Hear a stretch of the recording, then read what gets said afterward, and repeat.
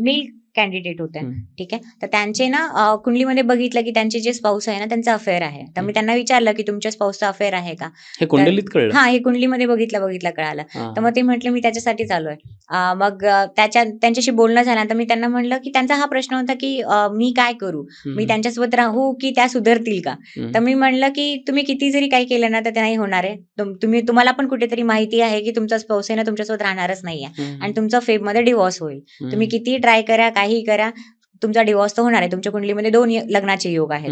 तर मग आणि त्यांचा अफेअर आहे आणि त्यांचं आता नाही, रिसेंट अफेअर नाहीये. मी म्हटलं 10-12 वर्षापासून आहे.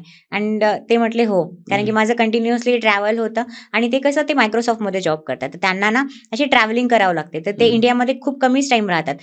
डिफरंट कंट्रीजमध्ये ट्रॅव्हल करतात आणि त्याच्यामुळे असं झालं त्यांच्या मागे. तर त्यांची इच्छा तर नाही आहे, पण आता काय, तुमची इच्छा असो नसो, जे कुंडलीमध्ये प्रॉमिसेस आहेत ते होणारच आहेत. तर कधी-कधी ना नेसेसरी होऊन जातं. इतका टॉक्सिक रिलेशनशिपमध्ये राहिल्यानंतर ना मग त्यांना ॲक्च्युअली मानसिक त्रास होतो.